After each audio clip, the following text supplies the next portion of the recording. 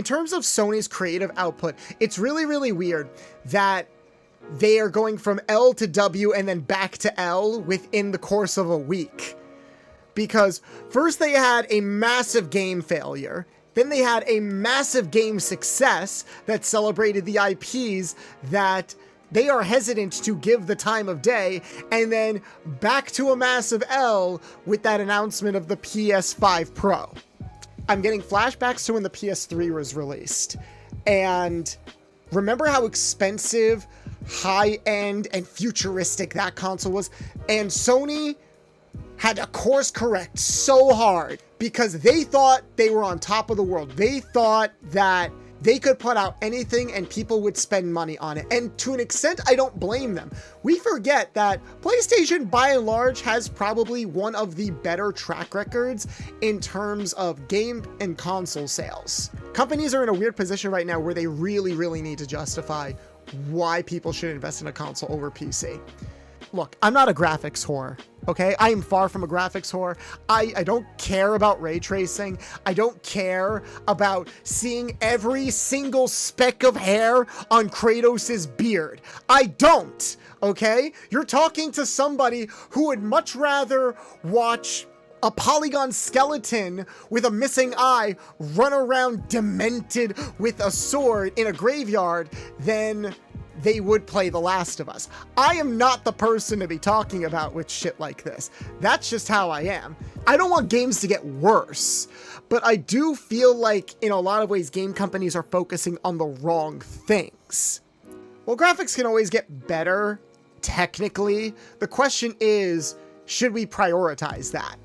Should we prioritize that? Because when you look at the specs for the PS5 Pro, I genuinely feel like the graphical fidelity that that console is promising to put out is beyond what the human eye can even officially register, you know? I'm curious about this. This is what I'm talking about. Hold on. How much frame rate can the human eye see? What's the point of a higher frame rate? The human eye can only register at most 60 frames per second.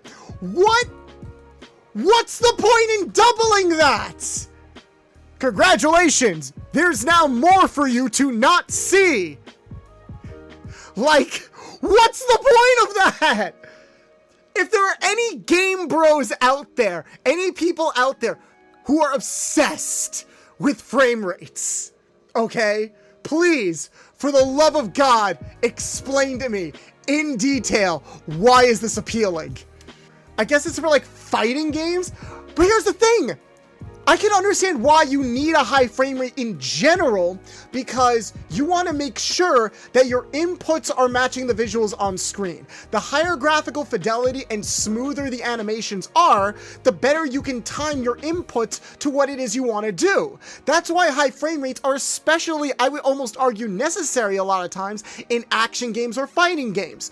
But when you can't even see what is going on screen, that gets thrown out the window.